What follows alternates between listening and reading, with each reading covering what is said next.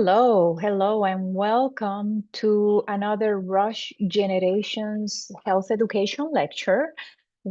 Rush Generations and our staff is delighted to be your source of information, resources, and health promotion programs that help maximize your well-being and good health as you age. Today is Wednesday, April 29, and I am Grisel Rodriguez Morales, Rush Generations Program Director. I'll be your moderator for today's lecture, Allergy Awareness and Respiratory Health. Before I present to you the wonderful speakers joining us today, I'd like to first thank our producer, Hannah Weitzman. She is going to help us to manage the chat and other key aspects so that we all can have a great discussion about preventing and managing our respiratory health as we age. As always, we're live streaming this lecture via our Rush Generations YouTube channel. We're using the video platform soon that also allowed us to host a good number of people that like to join us via phone. Thank you for joining us. For those of you on YouTube, we ask that you please use the chat function to ask questions and or to add to the discussion throughout the lecture. We will make sure that your comments and questions make it to today's presenters. And for those of you listening, you know that you always have an opportunity at the end to unmute your audio so that you can ask your questions. We'd like to remind you that all the information offered here is for general information and informational purposes only, and to always seek additional professional advice for situations that are specific to you and your needs. Okay, without further ado, we have with us today Dr. Abhaya Trivedi, who is an associate professor of medicine in the Division of Pulmonary Critical Care Medicine here at Rush University Medical Center. She is the associate program director of the Pulmonary Critical Care Fellowship Training Program, the director of Critical Care Ultrasound, and the director of Complex Airways Disease Clinic, wearing quite a few hats. She focuses on her she focuses her outpatient clinic on the care and management of patients with severe asthma. We also have with us today Elena Roy. Elena is a bilingual public health professional specializing in asthma education, prevention, and community-based programming. She currently leads asthma-focused initiatives at the Respiratory Health Association, supporting programs across Chicago and surrounding communities. And in this role, Elena manages partnerships with schools and community organizations while also overseeing program evaluation, reporting, and development of educational resources. Previously, she delivered lung health education programs in both English and Spanish, including tobacco cessation and vaping prevention initiatives. Her work is focused on advancing respiratory health outcomes through awareness building, early intervention, and community engagement.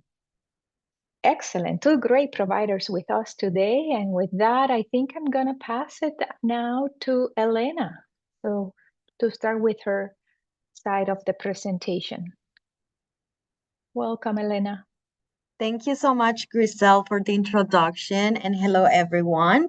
My name is Elena Roy. Today, we're going to be talking about asthma education and prevention. We're going to talk about some practical strategies for patients and caregivers as well. Next slide, please. Next.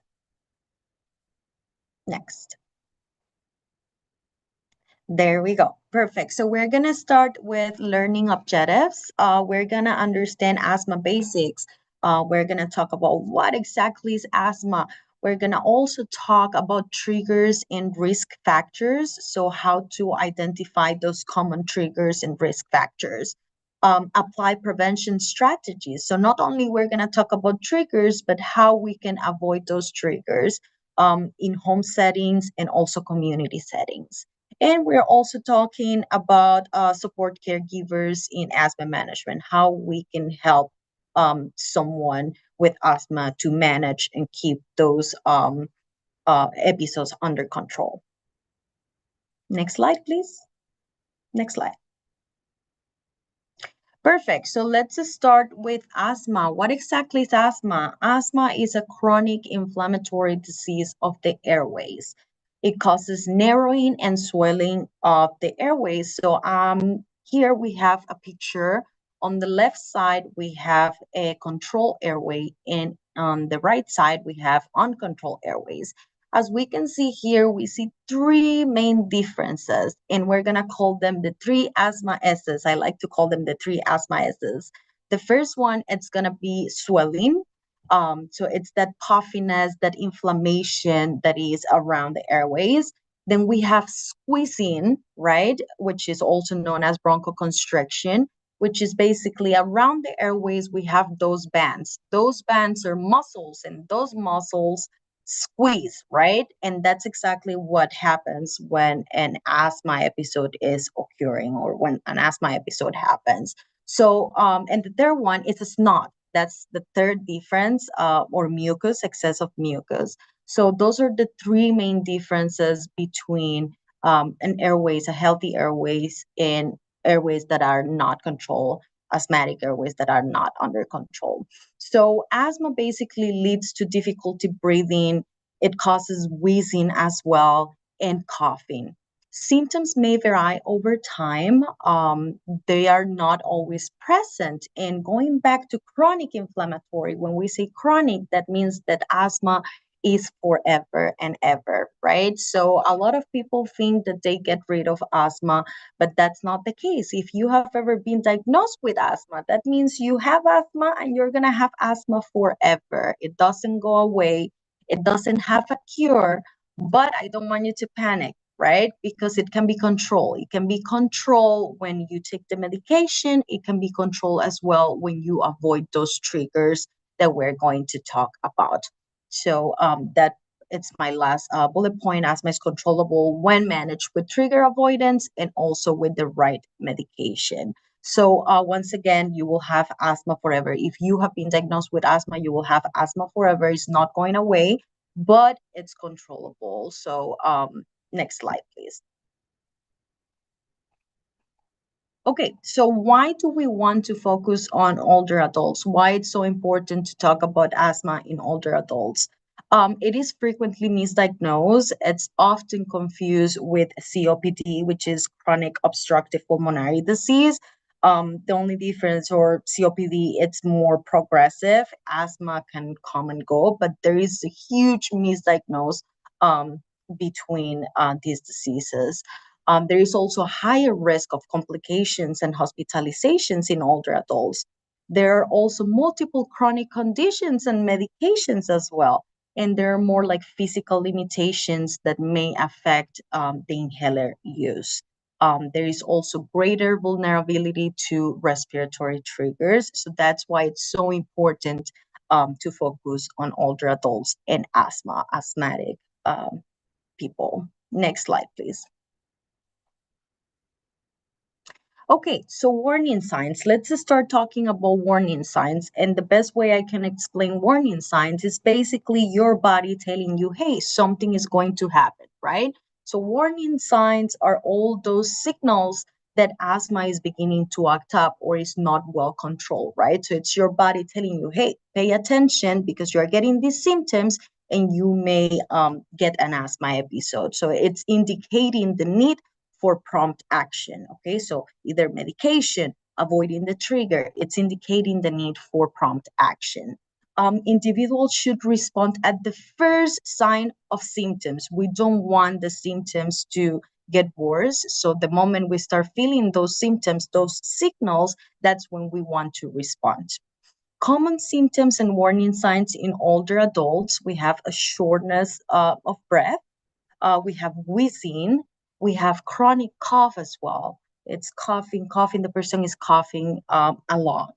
Chest tightness. We also have fatigue or reduced activity tolerance. We see that the person is not able to do the usual activities. It gets tired, more tired, like easily. So fatigue or reduced activity tolerance is a common symptom or warning sign in older adults. Next slide, please. Okay, perfect. So now we're going to talk about asthma triggers. Asthma triggers are environmental or personal factors that can irritate the airways and can lead to asthma exacerbations, right? So it can cause asthma symptoms, it can lead to an asthma episode or asthma attack. It is very important to recognize the individual's triggers. Not everyone has the same triggers. Once again, some of them are very, very personal. So it's important to recognize, right, to know those triggers and to take steps to avoid them or reduce the exposure to them. When we talk about triggers, we have two main types of triggers. So we have irritants and we have allergens.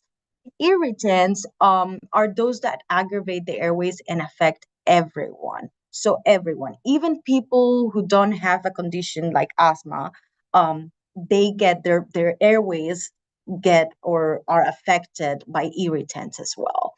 While allergens, they're more specific to you as an individual. Allergens, as the name says, it causes an allergic reaction. So those are very specific to you as an individual. That's the main difference. Allergens, specific to individual, irritants, anyone could react to that. Next slide, please. Okay, perfect. So when we're going to talk about common irritants, the first one, and I want you to think about something, even regardless if you have asthma or not, something that bothers your airways, something that bothers, your breathing. So the main one or the most common one is smoke. And I'm not talking only about the smoke that comes off a cigarette. I'm talking about barbecues, electronic cigarettes, campfires, candles as well. Those can trigger asthma warning signs and symptoms. So it's very important to pay attention and to avoid smoke. Of course, someone with asthma should not be smoking. Some prevention strategies. It's important to keep windows closed during high smoke situations, for example, wildfires, outdoor burning as well. We got to encourage family members not to smoke inside the home or car. If caregivers smoke, it's important to wear a jacket while smoking and take it off before interacting with asthmatic individuals and wash hands after smoking. Why is this important? Because we have secondhand smoke and third-hand smoke as well. So secondhand smoke, it's basically we are not smoking, right? But somebody else next to us is, and we are inhaling, we're breathing in those particles, and that can also be a trigger for asthma, okay? And third-hand smoke, those particles, there's no one actively smoking, but those particles stick to surfaces. They stick to your hair, they stick to your hands, to the walls, and third-hand smoke can also be a trigger or asthma. So it's very important to pay attention to that. If there is someone with asthma and someone in the same home smokes, it's very important to take these prevention strategies into account. Next slide, please. Air pollution is another one. Outdoor air pollution is a mixture of harmful particles and gases in the air that can irritate the airways and worsen respiratory conditions. It's very important to monitor individuals with asthma if they're outside, especially when the air pollution or it's not, or the air quality is not so good. It's important to keep windows and doors closed as well whenever possible. Use an air conditioner or maybe a fan if possible as well, and keep outdoor activities indoors, especially during peak hours between 1 and 4 p.m. Next slide, please. Perfect. Next one, we have the strong odors. And no, it's not when someone stinks. We're talking about strong odors like colognes, perfumes, cleaning supplies or cleaning sprays, air fresheners, right? Those strong odors can be irritants, are irritants. And some prevention strategies we can use low odor or scentless disinfectant wipes instead of sprays. We can dilute cleaning products. We can avoid air fresheners, sprays, and cologne perfumes. For caregivers, does that mean, oh, I can never use perfume or cologne? No, that doesn't mean you can never do it, but we need to be a little bit more mindful and not do it in front of the asthmatic person because we don't want that to be a trigger. Next slide, please. Perfect. Next, we have hot and cold weather. The weather, so when it's too hot, it tends to have more pollution and pollen in the air. And when it's too cold, it tends to be dry and irritates the airways. So some prevention strategies for cold weather is important to encourage individuals to use always a scarf or a mask to cover their nose and their mouth and to keep activities indoors. And for hot weather, it's important to restrict outdoor activities. Very, very important to stay hydrated. So tons of water and use air conditioning when possible. Next slide, please. Common allergens. So now we're going to start talking about allergens. So those are specific to you as an individual. And first, we're going to talk about animals. They're so cute, but there are people who are asthmatic and they're allergic to pets. So animals have dander.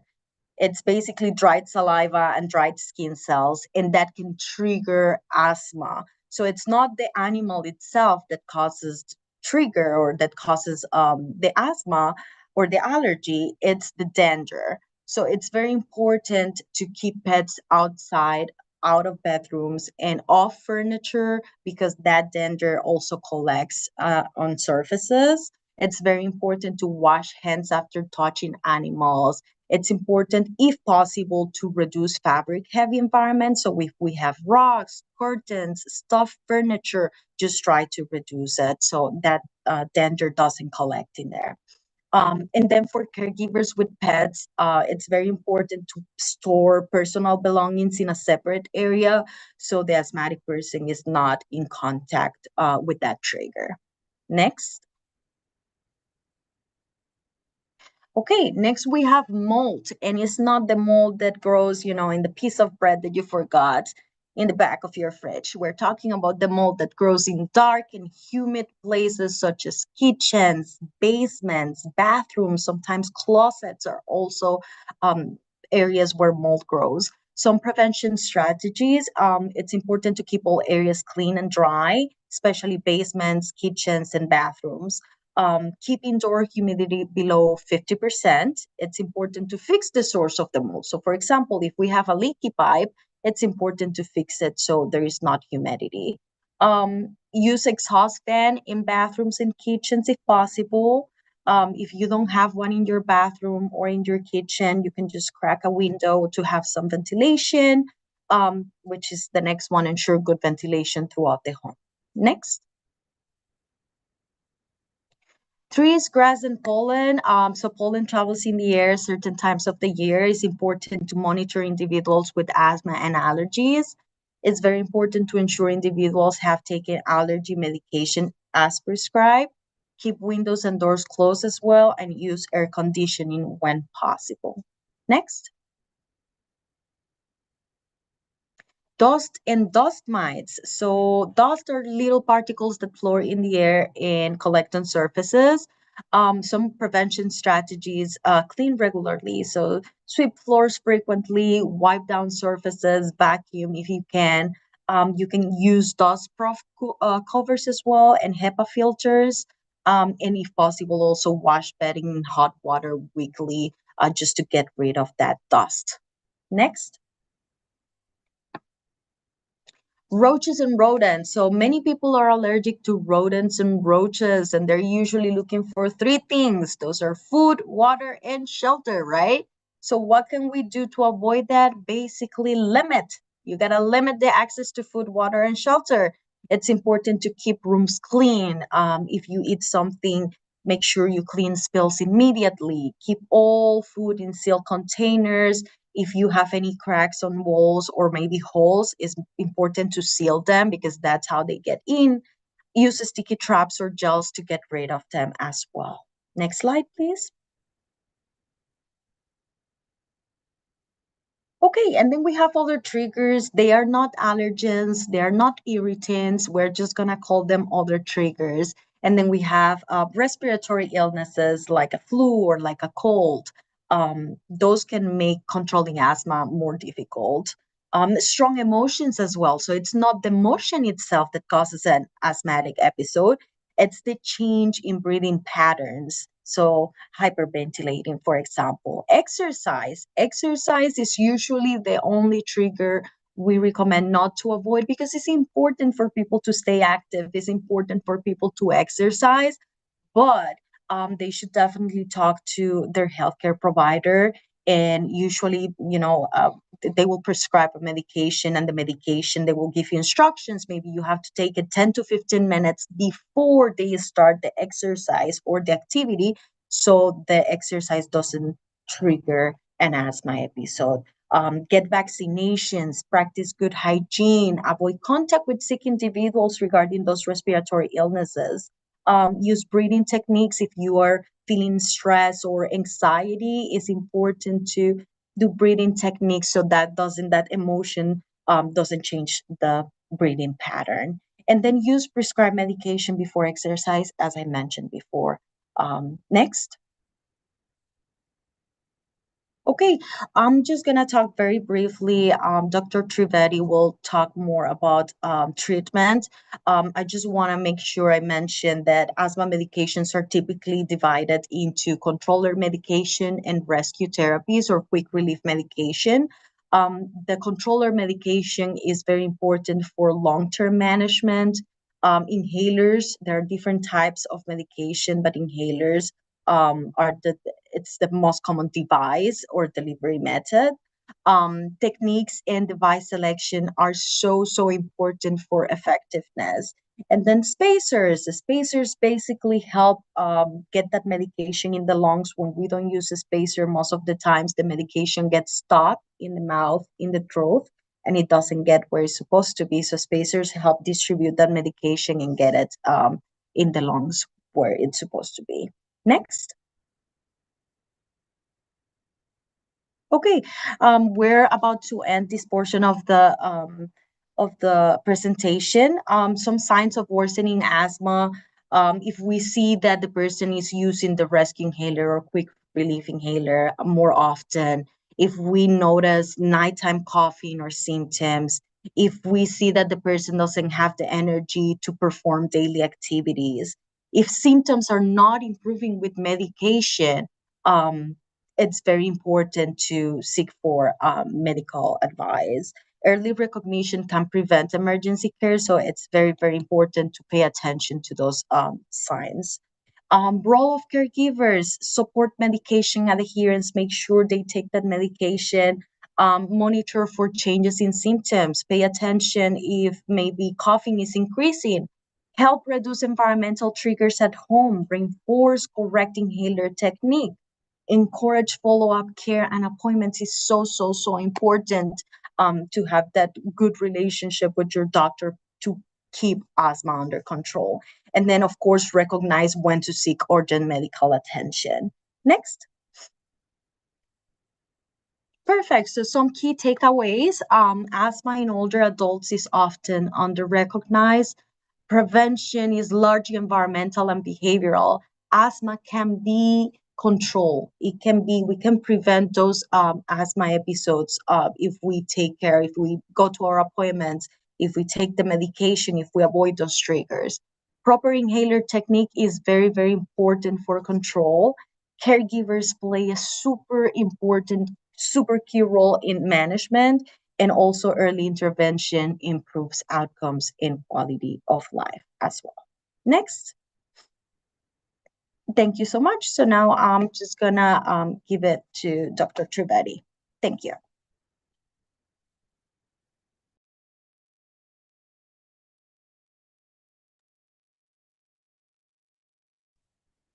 Thank you so much, Elena. And yes, yes, excellent. We have the slideshow coming up, and then we'll have Dr. Trivedi join us? I just want to make sure that everybody can hear me. Yes, yes, and Great. we can see the slides as well. Perfect. Thank you. Thank you for giving me this opportunity. And also thank you, Elena, for that great introduction and overview of asthma and how caregivers and patients can be supported. So I'm going to focus on diagnosis and management of asthma.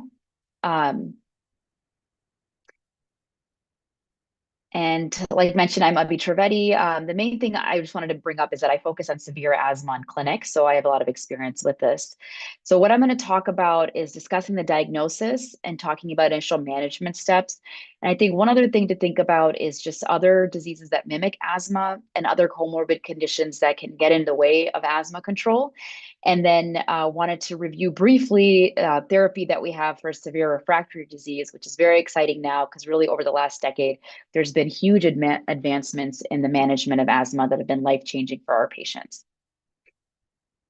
So as we're talking about diagnosis, the one thing I wanted to discuss is that there are a lot of mimics of asthma, and really a lot of different lung diseases can mimic asthma in general. One thing I see is that when patients are short of breath, they're often prescribed an inhaler to see if that helps them feel better without really having the diagnosis. So I've listed a lot of different conditions here. And it's not so much that it's important to know all of these conditions, but just that there's a lot of different things that can mimic it. When you're short of breath, or even if you have wheezing, that doesn't necessarily mean that you have asthma. One thing that can really mimic asthma is just heart failure and fluid overload. Especially if you have both. Sometimes it's hard to tell which one is causing your symptoms because both can cause shortness of breath, and fluid in the lungs can also make you wheeze. So just important to think about that there's a lot of other disease processes that can mimic asthma. Severe asthma is really a small portion of patients. Only 10% of patients with asthma has severe disease, but this group of patients really make up a significant portion of the patients that are admitted or require medical treatment. But the definition of this is that when we've confirmed the diagnosis of asthma, and we've addressed our comorbid conditions, severe asthma means that you require high dose inhaled corticosteroids plus a second controller, or oral steroids to prevent it from becoming uncontrolled, or that remains uncontrolled despite this therapy. So if you're on an inhaler like Symbicort on the higher dose of steroid for that, and you need that for control, then technically you're in the severe asthma category. So this is a brief picture of a normal airway here compared to one that is a patient that has asthma. So there's a lot of different things that happen in patients with asthma. There's increased mucus production. You have deposition in the airway, and you can see how the airway is hypertrophied. The smooth muscle constricts, and that it's hyperresponsive. So essentially, all of this leads to symptoms and causes the airways to narrow, which leads to exacerbations. And one thing to point out here is that asthma can present in a lot of different ways. So not everyone with asthma will have the same symptoms. So some patients with asthma have a chronic cough where they're producing mucus. Other patients just have shortness of breath and chest tightness. Some patients have wheezing. Some patients are waking up at night coughing. So your symptoms may not be the same as other patients with asthma, and you may have all of these, or you may just have one of these. I have patients that their main issue is significant cough, other people that are having chest tightness and wheezing. So it's not all the same for everybody. The medications that we use for asthma the main ones that people may be familiar with is albuterol. And so this is taken as needed. And we don't take it regularly, but this is more as needed. And you can also use it prior to exercise. There's also long-acting beta agonists, and we don't ever use this as single agent treatment in asthma, but more as combination with another therapy. Inhaled corticosteroids are the main thing that we use, and they reduce symptoms, improve lung function, reduces risk of exacerbations. Some things that can happen is that it can cause hoarseness.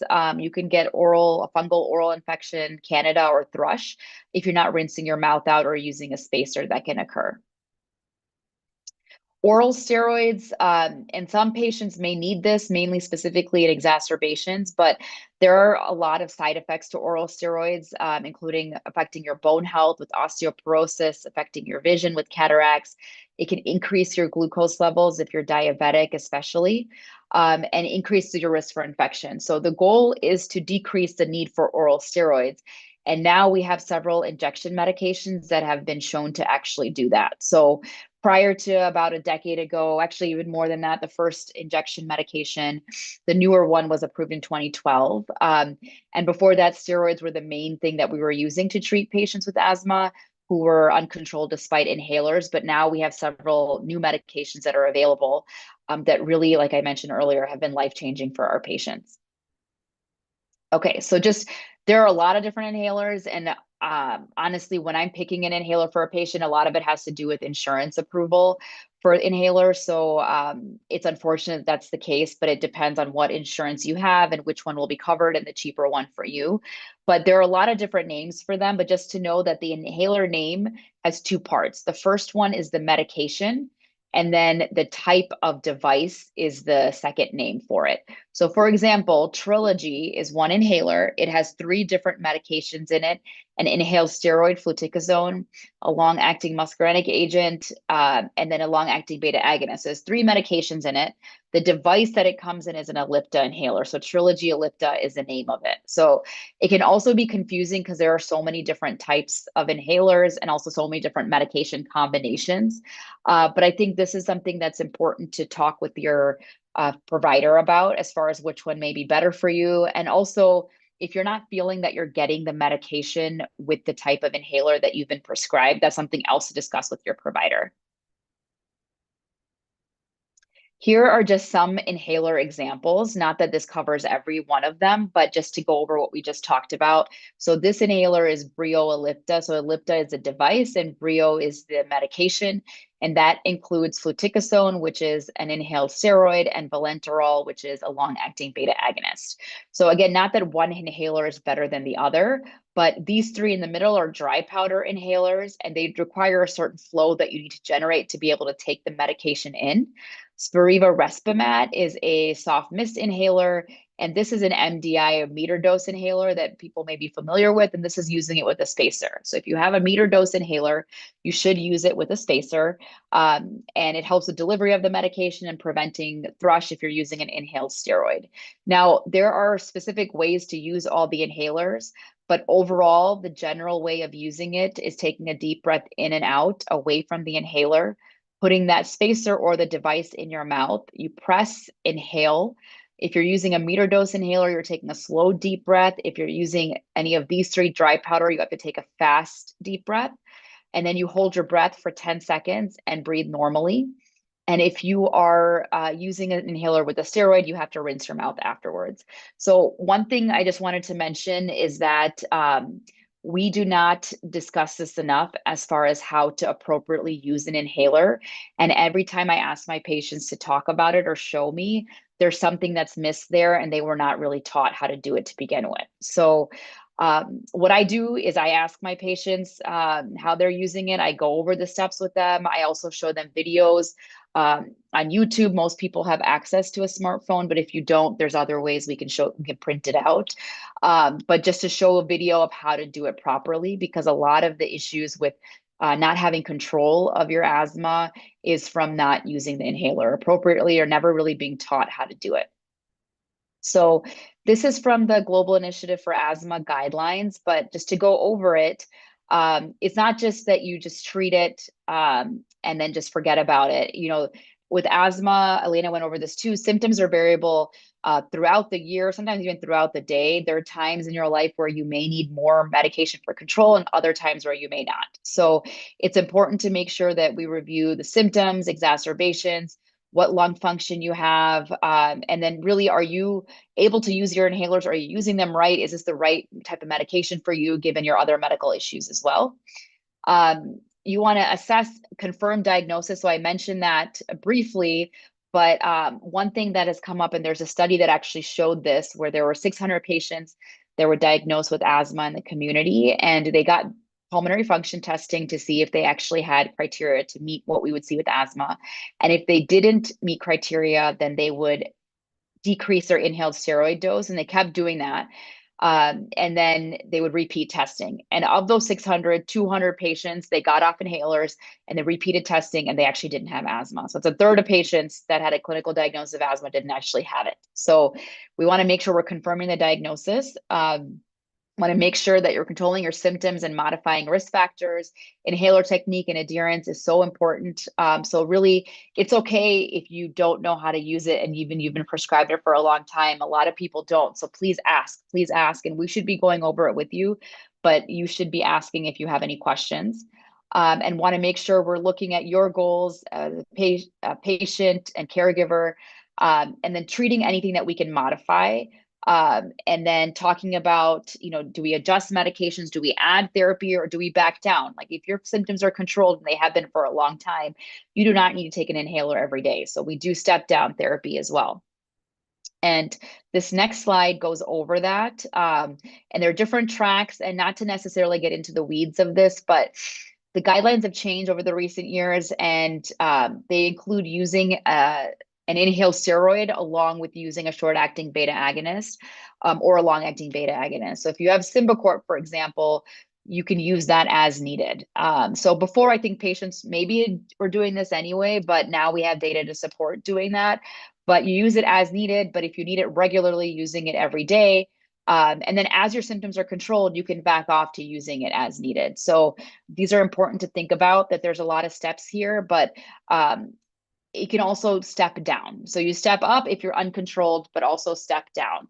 And then when we're talking about step 5, that's when you're on 3 different types of inhalers to dilate the airways and decrease the inflammation. Your symptoms are still uncontrolled despite that. Then we start talking about the injection medications or biologics to help gain control. So the way that I start evaluating my patient is doing a thorough history and physical exam to see if they have the signs and symptoms of asthma or if they have another disease that could be causing them to be short of breath. We want to confirm the diagnosis, so we get pulmonary function testing and we see if there's a response to albuterol. If that is normal, we do what's called a methacholine test, which is like a stress test, but for the lungs, where we're giving incremental doses of methacholine, which is a nebulized medication that will constrict the airways to a certain point. If the lung function drops to 20% below their baseline, then we stop the test and give albuterol at that time. Appropriate inhaler technique. The more I do this, the more I realize that I haven't done as good of a job as I can, and I want to keep improving that. I'm talking to patients about how to use their inhalers and making sure they're using it right, making sure they're using it regularly. Looking at other conditions that may be affecting their symptoms. And then some patients need imaging, not everybody. So this is an example of pulmonary function testing, and part of that is spirometry. So we have you exhale and inhale, okay? And so this is showing your expiratory limb and your inspiratory limb here. And this is a normal flow volume loop. I'm showing you an example of a patient with asthma, which is where you see obstruction. And obstruction is defined as a decreased amount of the air you can blow on 1 second to the total amount of air you can blow out. And this one here, the smaller loop, is the patient, okay? And then after getting albuterol, we're looking at 10% increase in how much air you blow out in 1 second or the total amount of air that you blow out. And in this patient, there was significant improvement in both, but you can see this flow volume loop is improved compared to the one before the albuterol. So this is spirometry with a bronchodilator response that's consistent with asthma.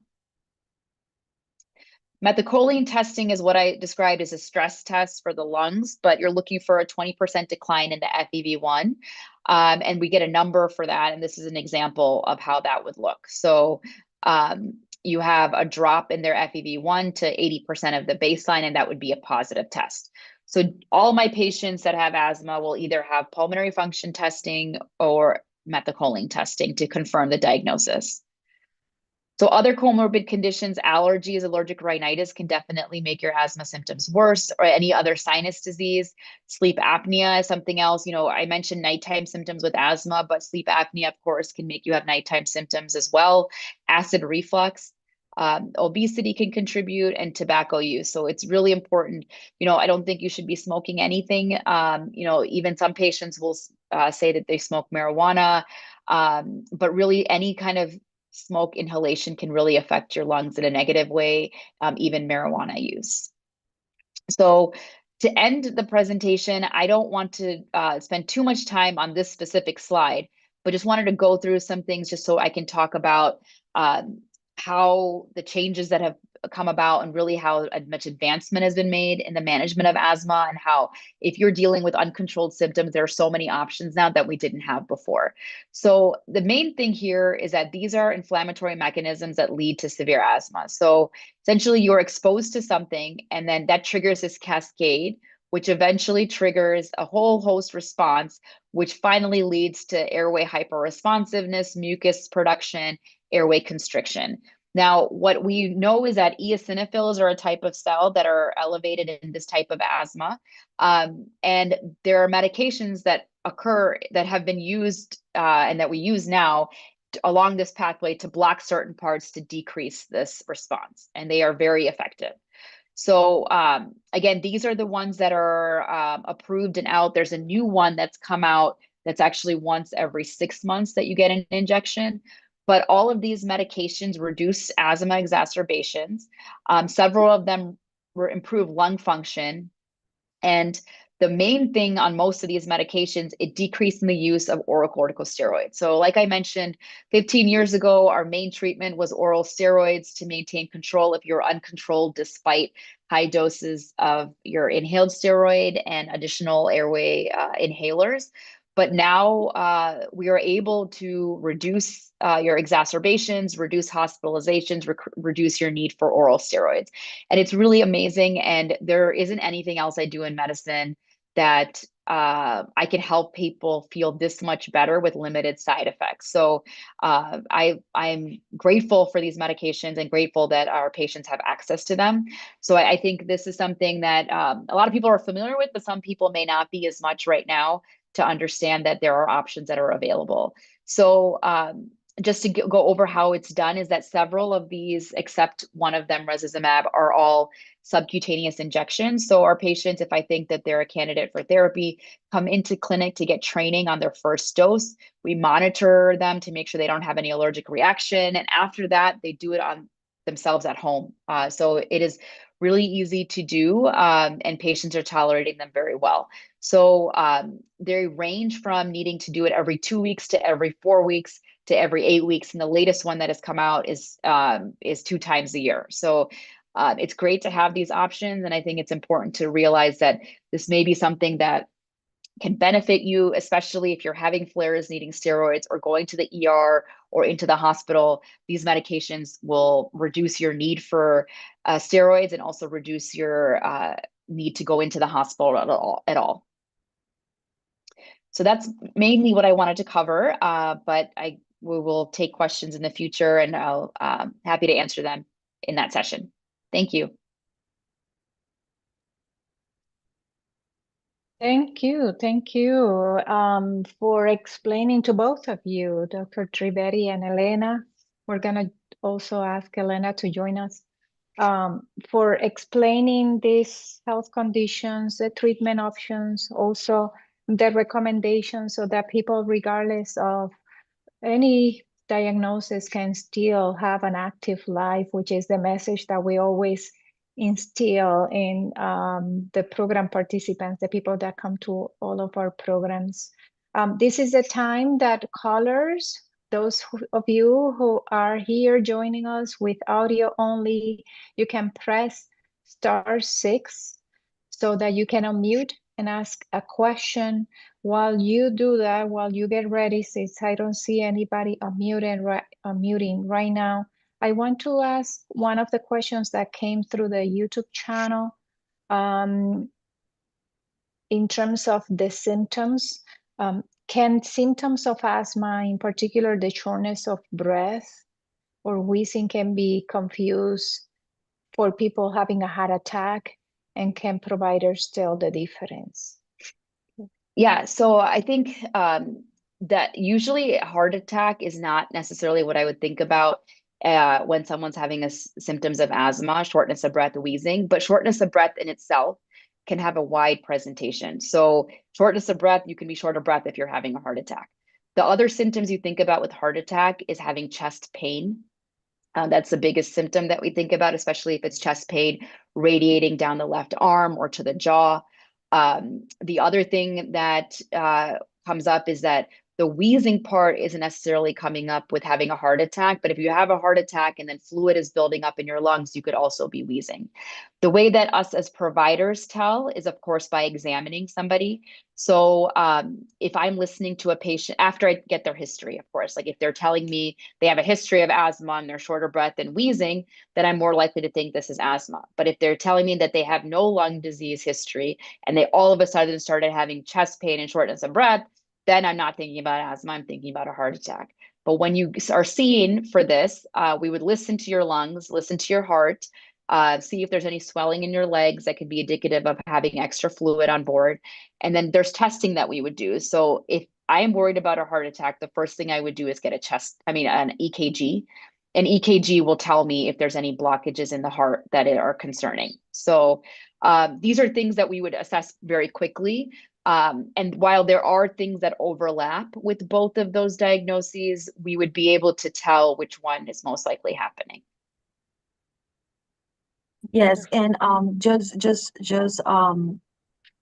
with what Dr. Trivedi was saying, it's important to mention, in my experience, people with asthma often describe that chest tightness as tight rather than painful, which is more like heart attack, as she was explaining.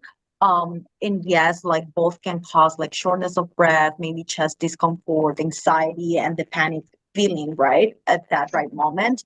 Um, but and that makes it difficult, especially for someone with asthma who assumes, okay, I'm just getting another attack, right? Another asthma episode.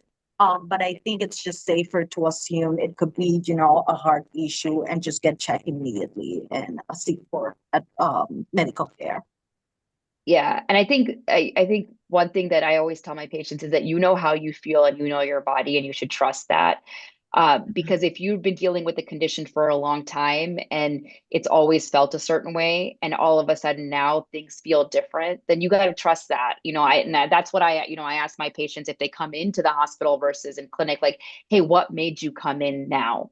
Something changed. Like you've been Yes. dealing with something changed. So that you have to trust that. And I trust that for my patients too. So keep that in mind too.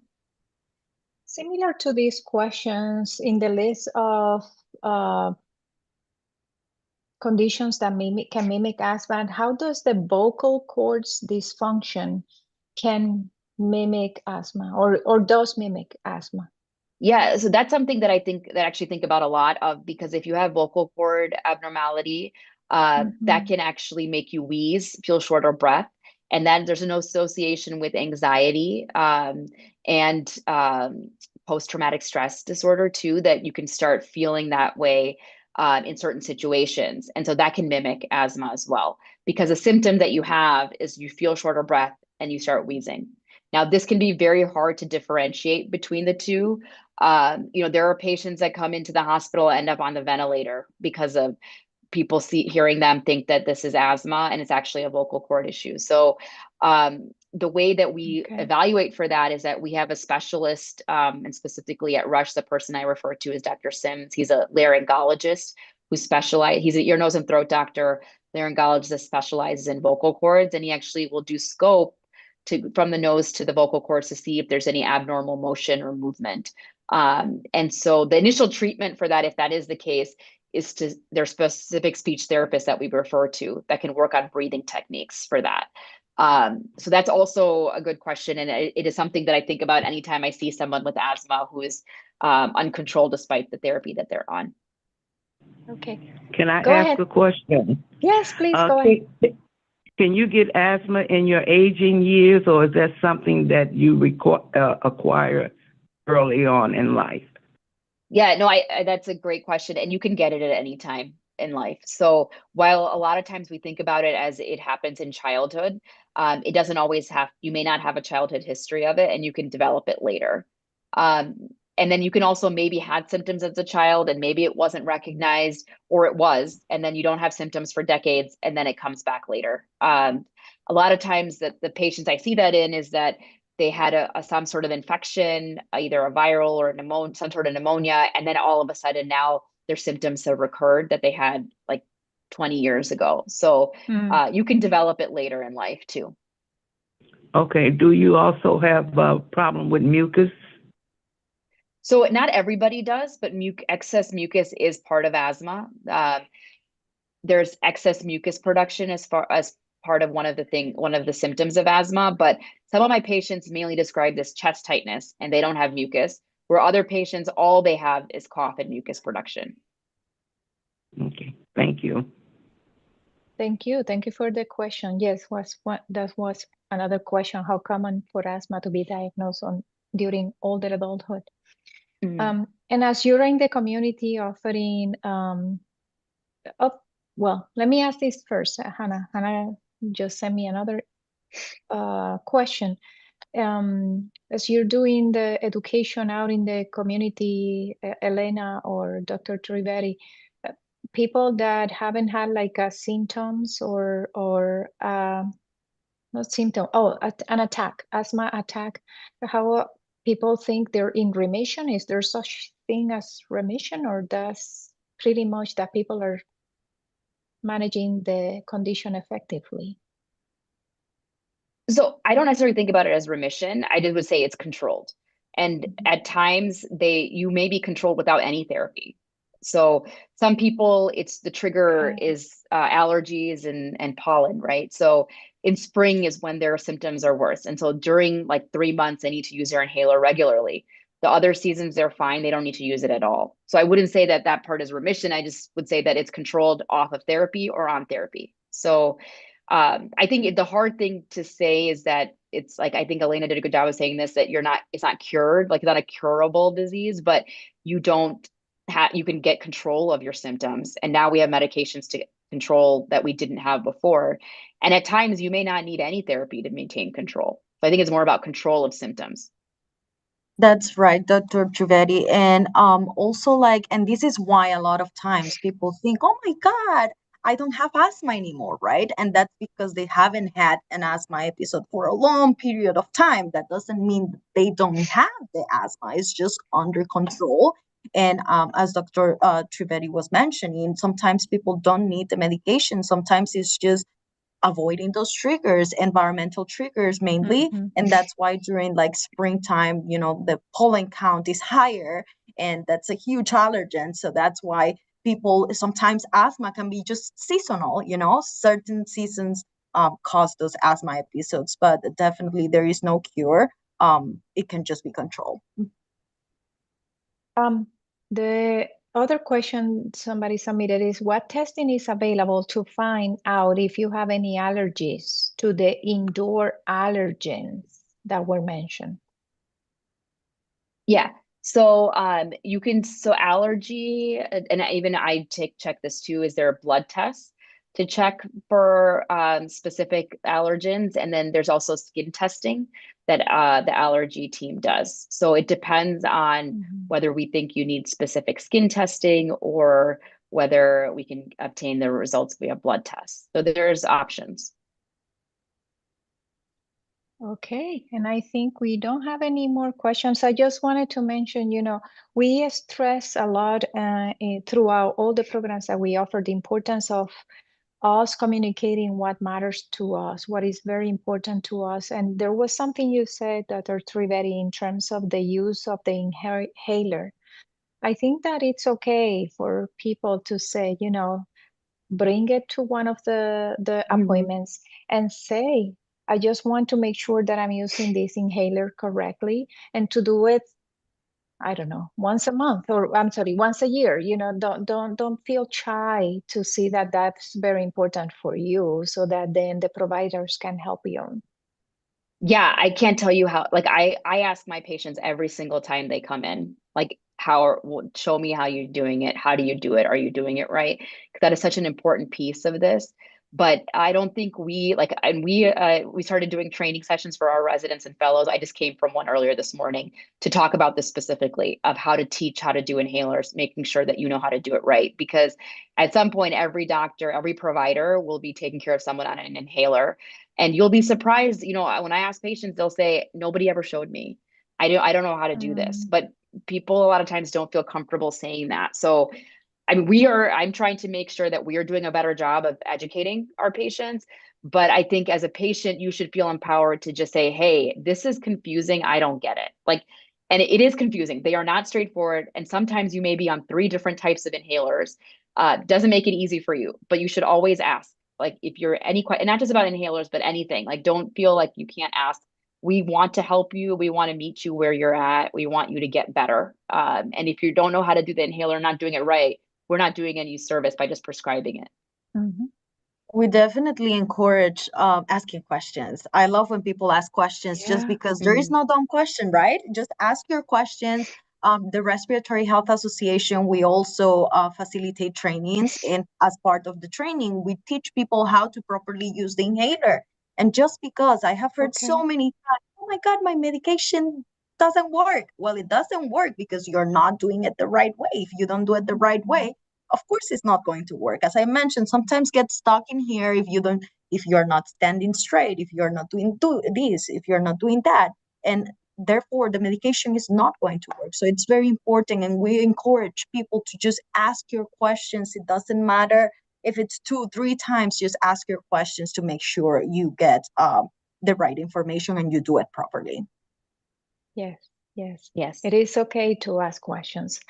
Well, thank you so much. This was fantastic. A lot of great information for people, not only to consider for themselves, but for those around them, their families, friends. So as we always want to remind you, this is going to be recorded in our YouTube channel. So feel free to reference it and send it to others.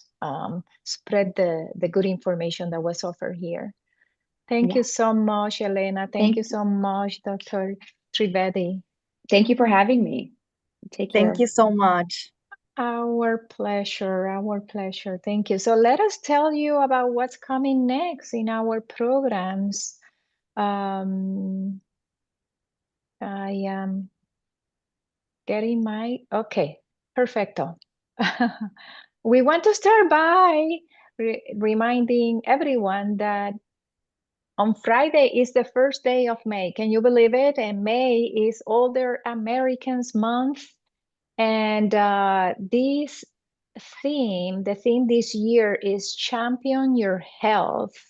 And Rush Generations is going to be hosting events throughout the month to celebrate the month, but also to making sure that you can take charge of your health. So follow closely all the programs that we have coming up. One of these is gonna be the Shaman Senior Voices Thought Leader Lecture, which is going to be our 4th annual Shaman Senior Voices Lecture. And this year's the title is Finding Grace and Support on the Dementia Caregiving. So if you know anyone who is caring for someone with Alzheimer's or a related dementia, we ask that you encourage them to register for this presentation that is going to be virtual so that you can hear about our thought leader, who is nurse scholar Fayron Epps, who will be sharing her research experiences working alongside African American families affected by dementia with an approach that's grounded in faith, service, and community wisdom. It will be held on Wednesday, May 6th from 12 to 1:30 p.m. And that's next week. Can you believe it is next week? Next Wednesday. Just notice that instead of 1 p.m., which is our usual lecture time, this one is an hour earlier. So it's at 12 p.m. and it's going to be streamed virtually through our YouTube channel. You can register by scanning that QR code that you see on the upper right hand on the screen, or you can always call our helpline, which is 1-800-757-0202. Another great event that we're going to be celebrating is our Stepping into Summer Health Fair. And this year is going to be held at the newly opened Sankofa Village Wellness Center, who is close to our campus. And the health fair is going to be from 9 a.m. to 12:30. And we hope that you can join us so that you can share and join us, excuse me, on the dance floor for some Chicago style stepping. And in addition to experienced stepping instructors providing classes throughout the day, we'll also have numerous health screenings, tables of information on services to support your well-being from our community partners, from other Rush providers. And we are also going to have a sleeper exchange, a great event that we are looking forward to. So join us. That's on Thursday, May 14th at 9 a.m. Okay. Shaman Senior Voices aims to empower older adults to discuss what matters most to them as you age. So always consider sharing your wisdom on why it is important for your healthcare team and your loved ones to know what matters most to you, or your health goals or your wishes. And you can do that by scanning that QR code to record on a smartphone, a mobile device, and getting then, after you do that, you'll get a clip of what you just recorded. And that also helps us know more about what type of programming or what are some of the topics that are important to people. Okay. If you need to reach out to us, feel free to give us a call at 1-800-757-0202. Visit our Facebook page, or also send us an email, which is rush_generations@rush.edu. Thank you so much, everyone.